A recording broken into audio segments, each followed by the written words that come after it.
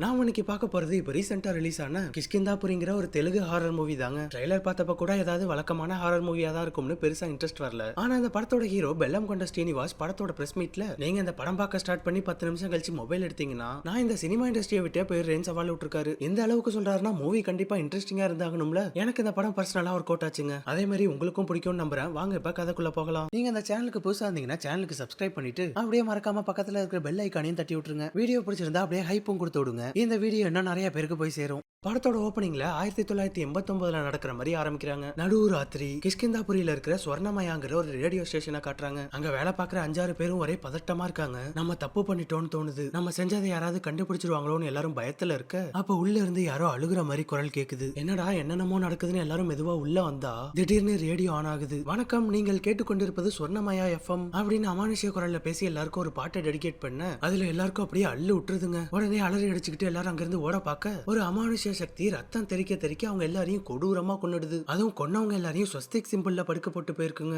அந்த சீன்ல இருந்து கட் பண்ணா இப்ப பிரசன்ட்ல படத்தோட ஹீரோயினை காட்டுறாங்க. இவங்க கிஷ்கிந்தாபுரியில இருக்கிற பேய் பங்களாக்கு கோஸ்ட் வாக்கிங் டூர் அழைச்சிட்டு போற கைடா இருக்காங்க. அதாவது கஸ்டமரை பேய் பங்களா அழைச்சிட்டு போய் சுத்தி காட்டுற வேலைங்க. இப்ப அன்னைக்கான கஸ்டமர் வந்துட்டாங்க. ஆனா இன்னும் அவங்கள டூருக்கு அழைச்சிட்டு கிளம்பாம கோவில் கிட்ட ஹீரோயின் ஒருத்தருக்காக வெயிட் பண்ணிட்டு இருக்காங்க. வேற யாரும் இல்லங்க, அது நம்ம ஹீரோ தான். அந்த கோவில் திருவிழால ஒரு குட்டி பையன் உண்டிகோலால பலூன் அடிக்கிறேன்னு தன்னோட குட்டியோட உட்கார்ந்து இருக்கிற ஒரு குரங்கு அடிக்க அதுல வெறியான குரங்கு என் குழந்தைய கொல்ல பாக்குறியான்னு வெறி கொண்டு அவனை துரத்த ஆரம்பிச்சிடுது. அதை பார்த்த மக்கள் எல்லாம் உடனே கல் எடுத்து அடிக்க ஆரம்பிக்க ஒரு கல்லு டிரான்ஸ்ஃபார்மர்ல பட்டு ஃபயர் ஆயிடுது. அப்பதாங்க ஹீரோட இன்ட்ரோ. மாட்டு வண்டியெல்லாம் உடச்சுக்கிட்டு என்ட்ரி கொடுக்குறாரு. இவரு குறுக்க வந்தவன குரங்கு இவரை பார்த்துட்டு துரத்த அந்த சேசிங்ல குட்டி குரங்கு எரிஞ்சுக்கிட்டு இருக்க கடைக்குள்ள போய் விழுந்துடுது. இப்ப தாய் என்ன பண்றதுன்னு தெரியாம தவிக்க ஹீரோ தாங்க ஃபயருக்குள்ள எல்லாம் பூந்து குட்டியை காப்பாத்தி வெளில கொண்டு வராரு. குட்டியை தாய் கிட்ட கொடுத்தோன்னா அது பாட்டுக்கு அமைதியா போயிடுது. ஹீரோ இப்படிதாங்க அவர் கண்ணு முன்னாடி யாருக்காவது பிரச்சனைன்னு வந்துட்டா அவங்கள காப்பாத்த மொத ஆளா போய் நிப்பாரு. மதராசில எஸ்கேவை பார்த்தோம்ல அந்த மாதிரி தான். இது எல்லாத்தையும் பார்த்து அந்த கோவில் குருக்கள் ஹீரோ கிட்ட வந்து அவர் செஞ்ச செயலுக்காக ஸ்ரீ ராமஜெயம்னு சொல்லி ஹீரோக்கு கையில ஒரு காப்ப கட்டி விட்டு போறாரு. அவ்வளவுதாங்க ஹீரோ இன்ட்ரோ முடிஞ்சு அவர் டீம் கூட ஜாயின் ஆயிடுறாரு. இவரும் ஹீரோயினும் தான் வர கஸ்டமர்ஸை வாக்கிங் டூர் அழைச்சிட்டு போவாங்க. கஸ்டமர் எல்லாரையும் அந்த ஊர்ல இருக்கிற பெரிய பங்களாக்கு அழைச்சிட்டு வராங்க. இடம் ஒரிஜினல் தான், ஆனா உள்ள எல்லாமே தீம் பார்க்ல இருக்கிற மாதிரி ஆல்ரெடி செட் பண்ணி வச்சது. ரிமோட்ல பட்டனை பிரஸ் பண்ணா பேய் அங்கங்க வந்து நிக்கிற மாதிரி, கதவெல்லாம் அடிச்சுக்கிற மாதிரி, கட்டில்லாம் தூக்குற மாதிரி செட் பண்ணி வச்சிருக்காங்க. அதனால கஸ்டமர் அவங்க இஷ்டத்துக்கு போக விடாம இவங்க எங்கெங்கெல்லாம் செட் பண்ணி வச்சிருக்காங்களோ அந்த ஸ்பாட்டுக்கு மட்டும் தான் அழைச்சிட்டு போறாங்க. இப்படி இவங்க பிளான் பண்ணி பண்றதாலேயே ஒருத்தருக்கும் பேய் இருக்கிற ஃபீல் வர மாட்டேங்குது. கடைசியா கோஸ்ட் வாக் ஃபன் வாக் ஆயிடுதுங்க. அதுலயும் ஒரு ஆள்லாம் ரெகுலர் கஸ்டமரா வந்துட்டு இருக்காரு. ஒரு நாள் கூட அவர் பேய் இருக்கிறத ஃபீல் பண்ணலன்னு கடுப்புல இருக்காரு. எதனாலேயே கம்பெனிக்கு ரேட்டிங் ரிவ்யூலாம் ரொம்ப கேவலமா வர ஆரம்பிக்குது. அதனால இப்படியே போயிட்டு இருந்தா சரியா வராதுன்னு கஸ்டமருக்கு ஒரு நல்ல த்ரில்லிங்கான எக்ஸ்பீரியன்ஸ் கொடுக்கறதுக்காக டூர் ஓனர் புதுசா ஒரு ஸ்ட்ராட்டஜியை கொண்டு வராரு. அது என்னன்னா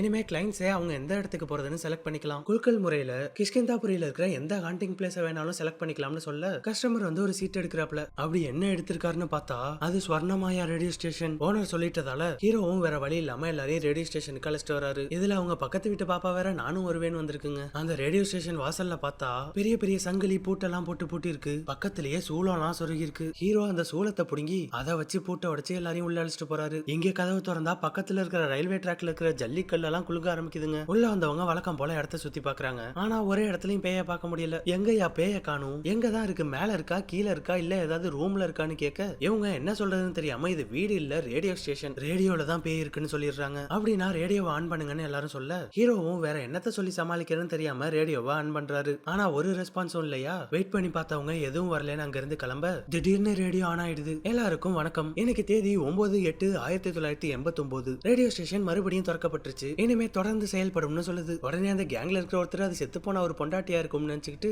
பாக்கியலட்சுமி நீயான்னு கேக்குறாரு. உடனே அந்த இடத்துல இருக்கிற பொருள் எல்லாம் கண்ணா பின்னான்னு பறக்க ஆரம்பிக்க அதுல எல்லாரும் அப்படியே தலை தெறிக்க ஓடி வெளில வந்துடுறாங்க. மூச்சு வாங்க வெளில வந்தா அங்க அவங்க வந்த வேன் பயங்கரமா எரிஞ்சுக்கிட்டு இருக்கு. உங்களுக்கு சாவு மணி அடிச்சாச்சு, நீங்க யாரும் உயிரோட இருக்க மாட்டீங்கன்னு வேற சொல்ல எல்லாரும் அங்க இருந்து எஸ்கேப் ஆயிடுறாங்க. அவங்களோட வேன் மொத்தமா கருகி போனதால அதை காயலாங்கடையில போட்டுறாங்க. போட்டுட்டு டீ கடையில உட்காந்து நைட் நடந்ததை பத்தி பேசிட்டு இருக்க அதை டீ கடையில வேலை பார்க்குற பையன் காதுல வாங்கிடுறான். அதுல அவனுக்கு கையெல்லாம் நடுங்க ஆரம்பிச்சிடுது. அவங்க பேசிட்டு இருக்கும்போது சொர்ணமாயான பேரை சொன்ன உடனே கிரேன்ல தொங்கிட்டு இருந்த அவங்க வேன் திடீர்னு கீழே விழுந்துடுது. அதுல நம்ம ஆளுங்களோட பயங்கரமா பதறி போன டீ கடை பையன் அவங்கள்ட்ட ஓடி வந்து சீக்கிரம் வீட்டுக்கு போய் முதல்ல மஞ்சள் தண்ணி ஊத்தி குளிச்சுட்டு முடிச்சிட்டு நீங்க போட்டிருந்த ட்ரெஸ் எல்லாம் எரிச்சிருங்கன்னு சொல்றான். என்னடா சொல்ற, உனக்கு எப்பறம் இதெல்லாம் தெரியும்னு கேட்டா என் அம்மா தான் அந்த இடத்த பத்தி சொல்லிருக்காங்க, நீங்க சேஃபா இருந்துக்கோங்கன்னு சொல்லிட்டு போறாங்க. கட் பண்ணா 2 நாள் கழிச்சு ஹீரோவுக்கு காலையில ஒரு கால் வருது. அட்டென்ட் பண்ணா ரேடியோ ஸ்டேஷனுக்கு போன இவங்க 11 பேர்ல 2 பேர் செத்து போயிட்டதா நியூஸ் வருது. அதை கேட்டு ஹீரோ அப்படியே ஆடி போயிடுறாருங்க. அந்த ஸ்பாட்டுக்கு வந்து பார்த்தா 2 பேரையும் கொடூரமா கொன்னு கை கால்லாம் பிச்சு போட்டு ஸ்வஸ்டிக் சிம்பிள்ல பாடியை வச்சுட்டு போயிருக்கு. இவங்க 2 பேரும் ட்ரெயின்ல லோகோ பைலட்டா இருக்காங்க, பக்கத்து ஊரை சேர்ந்தவங்க. நைட்டு வழக்கம் போல வந்துட்டு இருக்கும்போது சம்பந்தம் இல்லாத ஒரு இடத்துல ரெட் சிக்னல் விழுந்திருக்கு. இவங்களும் சிக்னல் விழுந்திருக்கிறதால ஸ்டாப் பண்ணிருக்காங்க. அப்பதாங்க ஒரு அமானுஷ்ய சக்தி வந்து இவங்கள சம்பவம் பண்ணிட்டு போயிருக்கு. அதுவும் ரேடியோ ஸ்டேஷன் கதவெல்லாம் உடைச்சிட்டு உள்ள போகும்போது ரயில்வே ட்ராக்லாம் கல்லு குலுங்குனுச்சுல, அதே ஸ்பாட்ல தான் இது நடந்திருக்கு. உடனே அங்க இருந்து ரேடியோ ஸ்டேஷனுக்கு வந்த ஹீரோ அன்னைக்கு டூர் வந்தப்ப போகாத ஒரு ரூமுக்கு போறாரு. 1989 இந்த ரூம்ல தாங்க எல்லாரும் செத்து கிடந்திருக்காங்க. அங்க பார்த்தா செவுத்துல அங்க ஸ்வஸ்திக் சிம்பிள் வரைஞ்சிருக்கு. ஆனா இப்ப ரேடியோல கேக்குறது யாரோட குரல்? 1989 இங்க செத்தவங்க எல்லாம் யாரு, எதுக்காக செத்தாங்க, யாரு கொண்டான்னு ஒண்ணுமே புரியல. அதனால ஹீரோ முதல்ல இந்த கேள்விக்கெல்லாம் பதில் கண்டுபிடிக்கணும்னு நினைக்கிறாரு. அப்ப ஹீரோயினுக்கு ஒரு சந்தேகம் வருது, இந்த கொலைகளுக்கும் ஸ்வஸ்திக்கும் என்ன சம்பந்தம், அது புனிதமான சிம்பிள் தானேன்னு கேட்க அது ஸ்வஸ்திக் இல்ல கிராஸ் ஸ்வஸ்திக்னு சொன்ன ஹீரோ அது வெறுப்ப குறிக்கிற சிம்பிள்னு சொல்றாரு. ஆனா இதெல்லாம் யார் பண்ணிட்டு இருக்காங்கிற குழப்பத்துல இருக்க அப்ப திடீர்னு வீட்டுக்குள்ள இருந்து அதே குரல் கேக்குது. ஓடி வந்து பார்த்தா அவங்க ரேடியோ ஸ்டேஷன்ல இருந்து எடுத்துட்டு வந்த ரேடியோல பேசுது. 11 பேர்ல 2 பேர் சோலி முடிஞ்சது, அடுத்து இப்ப வீரபத்ரான்னு சொல்லுது. ஒருத்தர் கூட அந்த பேய் அவர் பொண்டாட்டி பாக்கியம் நினைச்சிட்டு இருந்தார்ல, அவர் தாங்க. அவர் ஒரு பில்டிங்ல கொத்தனார் வேலை பார்த்துட்டு இருக்காரு. ஹீரோ அவர் வேலை பார்க்குற இடத்த கண்டுபிடிச்சு வேகமா அவரை காப்பாத்துறதுக்காக ஓடி வராரு. ஆனா அதுக்குள்ள அவரோட பொண்டாட்டி பாக்கியத்தோட உருவத்துல வந்த அமானுஷ்ய சக்தி அவரை மாடியில இருந்து கீழே தள்ளி விட்டு கொண்டுடுதுங்க. ரத்தம் வழிஞ்சு ஓடுது, அது கூட கிராஸ்வஸ்திக் சிம்பிள்ல தான் ஓடுது. இப்ப ஹீரோ என்ன பண்றதுன்னு தெரியாம நேரா டீ கடை பையனோட அம்மாவை பாக்குறதுக்காக வர அவங்க ஹீரோவை பார்த்த உடனே கேள்வி எத்தனை பேர் செத்தாங்கன்னு கேக்குறாங்க. அவங்க கிட்ட அந்த ரேடியோ ஸ்டேஷன்ல அப்படி என்னதான் நடந்துச்சுன்னு கேட்க அவங்களும் ஒரு குட்டி கதை சொல்ல ஆரம்பிக்கிறாங்க. 35 வருஷத்துக்கு முன்னாடி இந்த ஊருக்கு ரேடியோ ஸ்டேஷன் வந்துச்சு. வேதவதிங்கிற பொண்ணு தான் அதுல குரல் கொடுத்துக்கிட்டு இருந்தா. மொத்த ஸ்டேட்டும் அவரோட குரலுக்கு அடிமையானாங்க. ஆனா என்னாச்சுன்னு தெரியல, ஒரு நாள் நைட்டு எல்லாம் மாறி போயிடுச்சு. திடீர்னு அந்த ஸ்டேஷன்ல இருந்த மொத்த பேரும் கொடூரமா செத்துட்டாங்க. அதனால அங்க ஒரு பெரிய பூஜையை பண்ணி அந்த இடத்தையே மொத்தமா லாக் பண்ணிட்டாங்கன்னு சொல்றாங்க. சரின்னு ரேடியோல குரல் கொடுத்த வேதவதியை பத்தி தேடி பார்த்தா அவங்க 1989 தற்கொலை பண்ணி இறந்துட்டாங்கன்னு தெரிய வருது. அதே வருஷம் தாங்க ரேடியோ ஸ்டேஷன்ல இருந்த எல்லாரும் செத்துருக்காங்க. அது மட்டும் இல்லாம இப்ப ரேடியோ ஸ்டேஷனுக்கு போன 11 பேர்ல 3 பேர் மட்டும் தான் செத்துருக்காங்க. அது என்ன கணக்குன்னு உங்களுக்கு ஒண்ணுமே புரியல. சரின்னு லேப்டாப் எடுத்து அன்னைக்கு ஷூட் பண்ணதெல்லாம் போட்டு பார்க்க அப்பதான் ரேடியோ ஸ்டேஷனுக்குள்ள போனவங்க ஆர்டர் வைஸ் ஆகுறாங்கன்னு புரியுது. அதாவது யாரு முதல்ல உள்ள என்டர் ஆனாங்களோ அவங்க முதல்ல செத்துட்டாங்க. அதுக்கப்புறம் உள்ள போன கொத்தனாரும் செத்துட்டாரு. அப்ப அடுத்து யாரு சாக போறான்னு பார்த்தா அது அவங்க கூட வந்த பக்கத்து வீட்டு பாப்பா. ஹீரோ பாப்பாவை காப்பாத்த அதோட வீட்டுக்கு ஓடி வர அங்க பார்த்தா பாப்பாவோட ரூம் வேற லாக்ல இருக்கு. உள்ள எட்டி பார்த்தா ஆல்ரெடி பாப்பா ஏர்ல பறந்துகிட்டு இருக்குங்க. உடனே ஹீரோ கைத்த கட்டி ஆப்போசிட் வீட்ல இருந்து பறந்து வர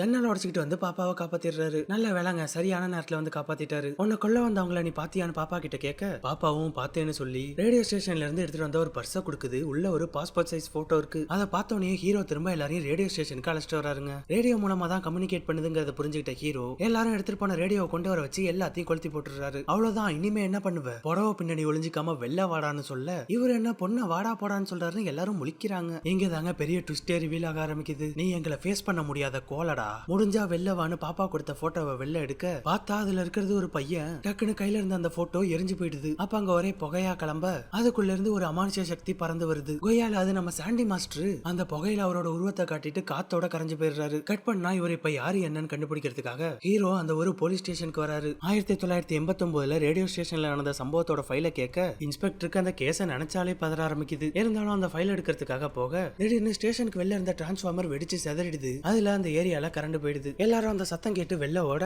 ஹீரோ மட்டும் உள்ள இருக்காரு. அந்த கேப்ல அங்க வந்த சாண்டியோட ஆவி ஹீரோவை தூக்கி அடிச்சிடுது. எவன்டா அதுன்னு ஹீரோ டக்குன்னு டார்ச் எடுத்து அடிச்சு பார்க்க அந்த வெளிச்சத்தை பார்த்து ஆவி பயந்து போயிடுது. அதை ஆஃப் பண்ணுன்னு கதறிட்டு அங்க இருந்து மறைஞ்சு போயிடுது. அந்த டார்ச் வேற ரேடியோ ஸ்டேஷன்ல இருந்து எடுத்துட்டு வந்ததுங்க. அதனால இது வேற எதுக்கு டார்ச்சை பார்த்து பயப்படுதுன்னு ஹீரோவுக்கு ஒண்ணுமே புரியல. எல்லாம் முடிஞ்சதுக்கு அப்புறம் வெளில போன இன்ஸ்பெக்டர் உள்ள வந்து ஃபைல் எடுத்து கொடுக்க அதை வச்சு ஹீரோவும் ஹீரோயினும் வேதவதியோட வீட்டுக்கு வராங்க. அங்க பார்த்தா வேதவதியோட அம்மா ஹீரோயினை பார்த்துட்டு அவங்க பொண்ணு வேதவதின்னு நினைச்சு ஓடி வராங்க. பொண்ணு இறந்த சோகத்துல அப்படி ஆயிட்டாங்க. சாண்டி யாருன்னு கண்டுபிடிக்க வேதாவோட வீட்டுல ஏதாவது கிடைக்குமான்னு செக் பண்ணி பார்க்க அங்க ஒரு குரூப் போட்டோ ஃப்ரேம் கிடைக்குது. இவங்க தேடி வந்த மாதிரியே அதுல சாண்டி இருக்காரு. வேதாவோட அப்பா கிட்ட போட்டோவை கட்டி அது யாருன்னு தெரியுமான்னு கேட்க அவர் எனக்கு சரியா தெரியலங்க, நீங்க வேணா அந்த டீச்சரை போய் கேட்டு பாருங்கன்னு சொல்றாரு. சரின்னு இப்ப அடுத்து அவரை பாக்குறதுக்காக வராங்க. டீச்சர் கிட்ட போட்டோல இருக்கிற ஆளை பத்தி கேட்க அவர் ஒரு கதை சொல்ல ஆரம்பிக்கிறாருங்க. சாண்டி மாஸ்டரோட பேர் இதுல விஸ்வபுத்ரா, சுருக்கமா விஸ்வானே வச்சுப்போம். கிரகணத்துல பிறந்ததால ஒரு மாதிரி மூல வளர்ச்சி கம்மியா கை கால்லையும் கொஞ்சம் பிரச்சனையோட பிறந்திருக்காரு. இதனால அவரோட அப்பா கூட விஸ்வாவை ஒதுக்கி வைக்க அம்மா மட்டும்தான் அவனை வளர்க்குறாங்க. அம்மா மட்டும்தாங்க அவனோட உலகமே. வெளில போனா அவனை கேலி பண்றாங்கன்னு வீட்டிலேயே இருந்தா இங்க அவனோட அப்பா அவனை போட்டு அடிச்சுக்கிட்டே கிடக்காரு. அதனால இவன் வீட்டுக்குள்ளேயே இருந்தாலும் சரிப்பட்டு வராதுன்னு இந்த டீச்சர் கிட்ட வந்து விட்டுருக்காங்க. அம்மாக்கு அப்புறம் இந்த டீச்சர் மட்டும் தாங்க விஸ்வாவை மதிக்கிற ஒரே ஆளு. வெளி உலகத்துக்கு வந்து எல்லாமே நல்லா தான் போயிட்டு இருக்கு. அவனும் பெரிய பையன் ஆயிடுறான். ஆரம்பிக்கிறான். அப்பதான் அந்த ஊருக்கு சொர்ணமயா ரேடியோ ஸ்டேஷன் வருது. இந்த ரேடியோ ஸ்டேஷனை வேதவதிங்கிற பொண்ணோட லவ்வர் வாலிகுமாரும் அவரோட ஃப்ரெண்ட்ஸும் சேர்ந்து தான் ஆரம்பிக்கிறாங்க. இப்ப அந்த ரேடியோல குரல் கொடுக்க போறதுக்கான ஆடிஷன் நடக்க ஆரம்பிக்குது. உங்களோட வாய்ஸ் ரெக்கார்ட் பண்ணி கேசட் அனுப்புங்கன்னு சொல்லி அனௌன்ஸ் பண்ண விஸ்வாக்கு ஏதோ அதுல ஆர்வமாயிடுது. இருந்தாலும் எனக்கெல்லாம் கிடைக்குமான்னு அம்மா கிட்ட தயக்கத்தோட வந்து சொல்ல அவங்க நீ ட்ரை பண்ணுடா, உனக்கு கண்டிப்பா கிடைக்கும். உன் குரல் இந்த ஊர் முழுக்க கேட்டா அதுதான் எனக்கு பெருமைன்னு சொல்றாங்க. விஸ்வாவோட குரலும் வேற ஆம்பளை குரல் மாதிரியும் இல்லாம ரொம்ப பெண்மையான குரலும் இல்லாம மென்மையா இருக்குங்க. சரின்னு ஒரு நம்பிக்கையோட விஸ்வாவும் அவனோட வாய்ஸ் அனுப்ப அவன் தான் அந்த ஆடிஷன்ல செலக்டும் ஆகுறான். அதுல பயலுக்கு பயங்கர குஷியாயிடுது. அம்மாவும் ஹாப்பி. ஆனா அது அடுத்த கொஞ்ச நாள் கூட நினைக்கலங்க. அடுத்த நாள் பார்த்தா வேதவதிங்கிற பொண்ணு தான் சொர்ணமயால குரல் கொடுக்க போறதுன்னு ஊரு பூரா போஸ்ட் அடிச்சு விட்டிருக்காங்க. அதை பார்த்து விஸ்வா அப்படியே வாழ்க்கையே வெறுத்துறான். அம்மாவும் பிள்ளைய நினைச்சு கலங்கி போயிடுறாங்க. சொல்ல போனா அம்மாவோட ஆசையை நிறைவேற்ற முடியலங்கிறது தான் விஸ்வாவோட கவலையாயிடுது. அதுக்கப்புறம் என்னாச்சுன்னு தெரியல. தான் செலக்ட் ஆகலைங்கிற கோவத்துல ரேடியோ ஸ்டேஷன் போனப்ப அந்த ரேடியோக்காரங்க சேர்ந்து விஸ்வாவை கொண்டுட்டதா கேள்விப்பட்டேன்னு சொல்றாரு. அதனால இவங்களும் முழு கதை தெரியாம அங்க இருந்து கிளம்பிடுறாங்க. எந்த கதையிலுமே பாயிண்ட்ஸ் எதுவும் கனெக்ட் ஆக மாட்டேதுன்னு குழப்பத்திலே போயிட்டு இருக்காங்க. அப்ப குறுக்க ஒரு நாய் ஓடி வர அது கார்ல அடிபட்டதுல அடிச்சு பறந்து போய் விழுந்துடுது. சுடுகாட்டுல போய் விழுந்திருக்குங்க. என்னாச்சுன்னு வேகமா பதறி போய் எல்லாரும் ஓடி வர பார்த்தா அங்க டீச்சரோட சமாதி இருக்கு. அவர் செத்து போயே பல வருஷம் ஆகுதுங்க. அங்க டீச்சர் உருவத்துல இருந்தது வேற யாரும் இல்லங்க, விஸ்வா தான். அப்ப கரெக்டா விஸ்வா அங்க வர எல்லாரும் அங்க இருந்து உயிரை கையில பிடிச்சிட்டு ஓடுறாங்க. அப்ப ஹீரோயின் தடுக்கி கீழே விழுந்ததுல அவங்க கையில வச்சிருந்த டார்ச் உடஞ்சு போயிடுது. உடனே கார் எடுத்துக்கிட்டு அங்க இருந்து எஸ்கேப் ஆக அப்ப குறுக்க வந்த ஒரு லாரி அவங்க கார் அடிச்சு தூக்கிடுது. கட் பண்ணா ஹீரோயினுக்கு நல்லா அடிபட்டு இருக்கு. அவங்க ஹாஸ்பிட்டல்ல தான் கண்ணு முழிக்கிறாங்க. ஆனா ஹீரோக்கு எதுவுமே ஆகலங்க. இந்த விஸ்வா எதுக்காக நம்மள இப்படி துரத்திக்கிட்டு இருக்கான்னு ஹீரோ மண்டையை பிச்சு யோசிச்சுட்டு இருக்க அப்பதான் அவருக்கு ஒரு விஷயம் ஞாபகம் வருது. வேதவதி தான் ரேடியோல செலக்டட்னு அனௌன்ஸ் பண்ணி விஸ்வா கோவத்துல சொர்ணமயா ஸ்டேஷனுக்கு போனதுக்கும் அவன் செத்து போனதுக்கும் 12 நாள் கேப் இருக்கு. அப்ப இதுக்கு இடையில ஏதோ நடந்திருக்குன்னு மட்டும் புரியுதுங்க. இத பத்தி ஹீரோ ஒரு ஃப்ரெண்டு கிட்ட டிஸ்கஸ் பண்ணிட்டு இருக்க அந்த கேப்ல ஹீரோயின் இருக்கிற ஹாஸ்பிட்டல் ரூமோட ஸ்பீக்கர்ல விஸ்வா வந்துடுறான். என்னமா ரொம்ப வலிக்குதா? நீ இன்னும் அனுபவிக்க வேண்டிய வலி நிறைய இருக்குன்னு சொல்ல அடுத்த செகண்டே அவங்க போஸ்ட்மார்ட்டம் பண்ண பாடி மாதிரி ஃபுல்லா துணியால கவர் ஆயிடுறாங்க. போலீஸ் ஸ்டேஷன்ல அவன் என் கிட்ட இருந்து தப்பிச்சிட்டான். இப்ப கார் ஆக்சிடென்ட்லயும் அவனுக்கு எதுவும் ஆகல. அப்படி அவனை எதிரி பாதுகாக்குதுன்னு ஹீரோயின் கிட்ட கேட்க அப்பதான் இங்க ஹீரோ கையில இருக்கிற காப்பா காட்டுறாங்க. படத்தோட ஆரம்பத்துல கோவில்ல கட்டி விட்டாங்கல்ல, அதுதான் இப்ப ஹீரோக்கு எதுவும் ஆகாம பாதுகாப்பா வச்சிருக்கு. அதனால இப்ப ஹீரோவை டைரக்டா கொல்ல முடியாதுன்னு ஹீரோவோட வீக்னஸ் ஆன ஹீரோயின் உடம்புக்குள்ள விஸ்வா பூந்துடுறாங்க. அவன் அவங்களுக்குள்ள வந்தோடனே கட்டிலு அவங்களை சுத்தி இருந்த துணி எல்லாம் கண்ணா புண்ணான்னு பறக்க ஆரம்பிச்சிடுது. அந்த சத்தம் கேட்டு ஹீரோ உள்ள ஓடி வர பார்த்தா அவங்க செவுத்துல ஏறி உட்கார்ந்துருக்காங்க. அவங்க பாஞ்சு வந்து கத்தியால ஹீரோவை குத்தி கொல்ல பார்க்க ஹீரோ டக்குன்னு அங்க இருந்து ஒரு ஊசி எடுத்து குத்தி ஹீரோயினை மட்டையாக்கிடுறாரு. அடுத்த கொஞ்ச நேரத்துக்கு தாங்க அவங்க மயக்கத்துல இருப்பாங்க. அதுக்குள்ள இங்க என்ன நடக்குதுங்கிறத கண்டுபிடிச்சாகணும். ஹீரோ ஒன்னும் புரியாம குழப்பத்துல உட்கார்ந்துருக்க அப்போ ஒரு பேஷண்ட்டுக்கு வச்சிருக்க ஆக்சிஜன் சிலிண்டரை பாக்குறாரு. அதை பார்த்தோன்னே ஹீரோவுக்கு ஒரு விஷயம் ஞாபகம் வருது. அது என்னன்னா ரேடியோ ஸ்டேஷனுக்கு டூர் வந்தவங்களை யாரு கொல்றான்னு கண்டுபிடிக்கிறதுக்காக ஹீரோ ஒரு ரேடியோ ஸ்டேஷன்ல இருக்கிற ரூமுக்கு வந்தாருல, அங்க சில சிலிண்டர் கிடக்கிறத பாத்திருக்காரு. உடனே அந்த சிலிண்டர் கம்பெனிக்காரன் யாரு என்னன்னு கண்டுபிடிச்சு அங்க வந்த ஹீரோ அவனை அடிச்சு விசாரிக்க பார்த்தா அவன் சொர்ணமயா ஸ்டேஷன் ஆரம்பிச்ச வாலிகுமாரோட தம்பி. வாலியும் அவர் ஃப்ரெண்ட்ஸும் சேர்ந்து தான் அதை ஸ்டார்ட் பண்ணாங்க. அவரு வேதவதியை லவ் பண்ணிட்டு இருந்தாரு, கல்யாணம் பண்ணிக்கிறதாவும் இருந்துச்சு. அதை தான் விஸ்வா மொத்தமா கெடுத்து விட்டான்னு சொல்றாரு. நீங்க தானே செலக்ட் ஆன விஸ்வாவை ஏமாத்தி வேதா தான் செலக்டட்னு அனௌன்ஸ் பண்ணீங்க அப்படின்னு ஹீரோ கேட்டா அவர் அப்போ ஒரு பெரிய குண்டை தூக்கி போடுறாரு. ஆடிஷன்ல விஸ்வா செலக்ட்லாம் ஆகவே இல்லைங்க. உண்மையா செலக்ட் ஆனது வேதவதி தான். அவன் ஆசைப்பட்டது கிடைக்காததால அவன் கொலை வெறி ஆயிருக்கான். அந்த வெறியிலேயே ரேடியோ ஸ்டேஷன் வந்திருக்கான். வேதவதி பொண்ணுங்கிறதால அவங்க அழகா காட்டி தான் செலக்ட் ஆயிட்டாங்களோன்னு தப்பா புரிஞ்சுக்கிட்டு அவங்க ட்ரெஸ் எல்லாம் உருவி சுத்தமா ட்ரெஸ்ஸே இல்லாம வெளில துரத்தி விட்டு இருக்கான். விஸ்வா இப்படி பண்ணதால பயத்துல அவங்க அங்க இருந்து ஓட அவங்கள அந்த நிலைமையில மொத்த ஊரும் பாத்துடுது. இந்த விஷயம் வாலிக்கு தெரிய வர அவரும் அவர் ஆளுங்களும் விஸ்வாவை அடிச்சு கட்டி வச்சிடுறாங்க. அதே சமயத்துல வேதாவை ஊரே பாத்துட்டதால அவங்க அவமானம் தாங்க முடியாம தூக்கு மாட்டி இறந்துடுறாங்க. அதுல வெறி பிடிச்ச மாதிரி ஆன வாலி விஸ்வா சாதாரணமா சாக கூடாதுன்னு தூக்கம் வராத மாதிரி இருக்கிற ஒரு டாக்ஸிக் கேஸ ரூம்ல போட்டு ஒரு ஸ்டாண்ட்ல டார்ச் லைட்டை வச்சு அந்த வெளிச்சம் அவன் மூஞ்சில அடிக்கிற மாதிரி செட் பண்ணிருக்காரு. இதனாலதான் ஹீரோ டார்ச் அடிச்சப்ப பயந்துருக்கான். இப்படியே சோறு தண்ணி தூக்கம் இல்லாம ஒரு நாள் 2 நாள் இல்லங்க 12 நாள் கொடுமைக்கு அப்புறம் செத்துருக்கான். இதுதான் வேதா சொர்ணமயாக்குள்ள வந்ததுக்கும் இவன் செத்ததுக்கும் இருந்த 12 நாள் கேப். செத்தவனை பக்கத்துல இருக்கிற ரயில்வே ட்ராக் கிட்ட போய் புதைச்சிடுறாங்க. அவங்க புதைச்சிட்டு வந்த அன்னைக்கு நைட்டே வாலியையும் அவன் ஃப்ரெண்ட்ஸையும் ஒரு அமானுஷ சக்தி கொடூரமா கொண்டு இருக்கு அப்படின்னு வாலியோட தம்பி இந்த கதையை சொல்லி முடிக்கிறாருங்க.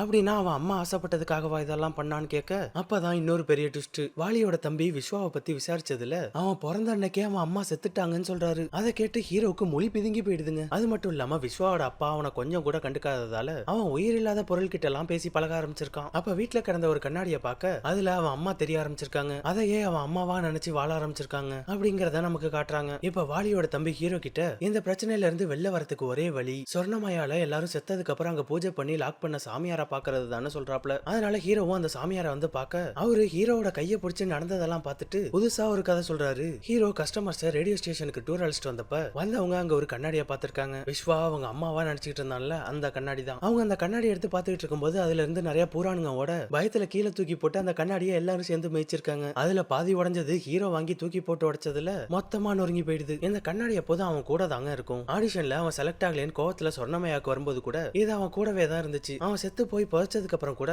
அவன் அம்மாவா இருக்கிற கண்ணாடியை பார்க்க உள்ள வரத்துக்கு ட்ரை பண்ணிருக்கான். ஆனா முடியல. சொர்ணமயால எல்லாரும் அமானுஷ்யமா செத்ததுக்கு அப்புறம் இந்த சாமியார் வந்து பூஜை பண்ணி லாக் பண்றப்ப கூட உள்ள போறதுக்கு ட்ரை பண்ணிருக்கான். முடியல. அதுக்கப்புறம் பல வருஷம் கழிச்சு டூருக்காக ஹீரோ கதவை உடைச்சிட்டு உள்ள போனப்பதான் அந்த பையன் உள்ள வந்திருக்கான். அங்க அவனோட கண்ணாடி சுக்குநூறா உடைஞ்சு கிடந்திருக்கு. தன்னோட அம்மாவா நினைச்சிட்டு இருக்க கண்ணாடியை உடைச்சா அவன் சும்மா இருப்பானா? அதனாலதான் அவங்க எல்லாரையும் ஒவ்வொருத்தரா கொல்ல ஆரம்பிச்சிருக்கான். இப்ப அவன் எப்படி தடுத்து நிறுத்துறதுன்னு கேட்க சாமியார் திரைவித்யான்னு சொல்றாரு. டிசைர், தாட், ஆக்ஷன், அதாவது ஆசைகள், நினைவுகள், செயல்பாடுகள்னு இது மூணும் சேர்ந்துதான் மனிதர்கள் இயங்க முடியும். அப்படி அவனை இயக்குற இந்த மூணுத்தையும் கண்டுபிடிச்சு அழிச்சாதான் அவன் அடக்கி ஹீரோயினை காப்பாத்த முடியும்னு சொல்லிடுறாரு. சாமியார் உடனே ஹீரோயினை வச்சு பூஜையை ஆரம்பிக்க ஹீரோ அவர் கேட்ட மூணுத்தையும் தேடி கிளம்புறாரு. முதல்ல விஸ்வாவை புதைச்ச இடத்துல வந்து தேடி பாக்குறாரு. அங்க எதுவும் கிடைக்க மாட்டேங்குது. அடுத்து விஸ்வாவோட வீட்டுக்கு போறாரு. வீட்டை சுத்தி முத்தி தேடி பார்த்ததுல பல வருஷத்துக்கு முன்னாடி விளையாண்டு அப்படியே வச்சிருக்க செஸ் போர்டு கிடைக்குது. விஸ்வாவுக்கு யாருமே கிடையாது. அப்ப தனியா தான் விளையாடி இருக்கான். அப்படின்னா அதுதான் அவனோட அறிவையோ நினைவையோ குறிக்கிற பொருளா இருக்கும்னு ஹீரோ முதல்ல அதை எடுத்துக்கிறாரு. அடுத்து அவன் ஆசை என்னன்னு பாக்குறப்ப அவனுக்கு ரேடியோல வாய்ஸ் கொடுக்கணுங்கிறது தானே ஆசை. அதனால ரேடியோ ஸ்டேஷன்ல இருக்கிற டவர்ல ஏறி அதுல இருக்கிற சிக்னல் பாக்ஸையே எடுத்துடுறாரு. இப்ப ஹீரோவால அவன் செயல்பாட்டை குறிக்கக்கூடிய பொருள் தான் என்னங்கிறத கண்டுபிடிக்க முடியல. அதனால மத்த ரெண்டு பொருளையும் சாமி கிட்ட வந்து கொடுத்த ஹீரோ மூணாவது பொருள் என்னன்னு தெரியலன்னு சொல்ல அப்ப பூஜையில கட்டி போட்டு உட்கார வச்சிருந்த ஹீரோயின் கட்டை ஒத்துக்கிட்டு எஞ்சிடுறாங்க. அவங்க அங்க இருக்கிற சாமியாருங்க எல்லாரையும் அடிச்சு போட்டுட்டு கடைசியா ஹீரோவை அட்டாக் பண்ண வர அவரு கையால தன்னை தடுத்து நிக்கிறாரு. அவர் கையில ஹீரோயினோட கை பட்டோன்னா அவங்களால எதுவுமே பண்ண முடியலங்க. ஹீரோட கையில தான் சாமியோட காப்பு இருக்கே, அதான் எதுவும் ஆகல. அதை புரிஞ்சுக்கிட்ட ஹீரோ டக்குன்னு அதை ஹீரோயின் கையில மாட்டி விட்டுறாரு. உடனே நான் இப்ப உன் உடம்புக்குள்ள வரண்டான்னு விஸ்வா ஹீரோட உடம்புக்குள்ள பூந்துடுறான். அவர் அழிக்கிறதுக்காக மைண்டுக்குள்ளேயே வேற ஒரு உலகத்துக்கு அழைச்சிட்டு போயிடுறாங்க. அங்க ஹீரோ மாதிரியே வந்து ஹீரோவை டார்ச்சர் பண்ண ஹீரோவால அதை தாங்க முடியல. அப்ப காப்பை போட்டு விட்டதால ஹீரோயின் பழைய நிலைமைக்கு வர ஹீரோ கிட்ட வந்து அவனை விட்டுறாதடா, அவனை மாத்த பாக்குறான், நீ திரும்ப சண்டை போடுன்னு சொல்றாங்க. அதை கேட்டு கேட்டு ஹீரோவும் கொஞ்சம் கொஞ்சமா மாறி மைண்டுக்குள்ளேயே அவனை அடிச்சு பறக்க விட அதுல விஸ்வாவோட தாயத்தை அவர் கையில மாட்டிக்குது. அதுதான் அந்த மூணாவது பொருள்னு புரிஞ்சுக்கிட்ட ஹீரோ லைட்டா சுயநினைவுக்கு வந்து ஹீரோயின் கிட்ட அதை எடுத்துட்டு வர சொல்றாரு. ஏன்னா அதுதான் அவனை செயல்படுத்துறது. அதை அவனை கட்டி வச்சு கொண்ட இடத்துல கிடக்குங்க. ஹீரோயின் அதை கண்டுபிடிச்சு எடுத்துட்டு வந்து கொடுக்க சாமியார் அந்த மூணு பொருளையும் சக்கரத்துக்கு வெளில இருக்கிற நெருப்புல போட்டு எரிச்சிடுறாரு. இப்ப அவனோட ஆத்மா ஹீரோட உடம்புல இருந்து வெளில வர அதை ஒரு ஜாடியில போட்டு அடைச்சிடுறாங்க. அவ்வளவுதாங்க, விஸ்வாவா கட்டுக்குள்ள கொண்டு வந்தாச்சு. ஹீரோவும் பழைய நிலைமைக்கு வந்துடுறாரு. அப்படியே அந்த சீன்ல இருந்து கட் பண்ணா சில நாட்கள் கழிச்சு காட்டுறாங்க. ஹீரோவும் ஹீரோயினும் ஒரு ஃபாரின் ட்ரிப் வந்திருக்காங்க. ஹீரோயின் எல்லா பிரச்சனையும் முடிஞ்சு இப்பதான் ஹாப்பியா இருக்குன்னு சொல்ல ஹீரோ எனக்கு ஏதோ தப்பா படுது, பிரச்சனை இன்னும் முடியலன்னு தோன்றதா சொல்றாரு. எப்படி யாரு கண்ணுக்கும் தெரியாத அம்மா விஸ்வா கண்ணுக்கு மட்டும் தெரிஞ்சாங்க? ஏன் அவங்க கண்ணாடியில தெரிய ஆரம்பிச்சாங்க? அவங்க அதுல தெரிய ஆரம்பிச்சதுக்கு அப்புறம் தான் அவன் மிருகம் மாறி இருக்கான். அவன் நேச்சராவே அப்படிதானா, இல்ல அது எதுவும் அம்மாவோட வேலையா இருக்குமான்னு கேட்க அப்பதாங்க ஒரு சீனை காட்டுறாங்க. விஸ்வா குட்டி பையனா கண்ணாடி பாத்துட்டு இருக்கப்ப அங்க அவன் பின்னாடியே அவன் அம்மா ஆவியா நிக்கிறாங்க. அப்படிதான் அவங்க அந்த கண்ணாடியில தெரிஞ்சிருப்பாங்க போல. அந்த ஃப்ரேமோட இந்த படம் முடியுதுங்க. ஒருவேளை இவங்க தான் தன்னோட பையன் விஸ்வாவை கொன்னதுக்கு அன்னைக்கு நைட்டே அமானுஷ்யமா வந்து சொர்ணமயால இருந்த எல்லாரையும் கொண்டு இருக்கணும். ஏன்னா நமக்கு அவங்க அம்மாவோட சைட்ல தாங்க ஏதோ ராங்கா தெரியுது.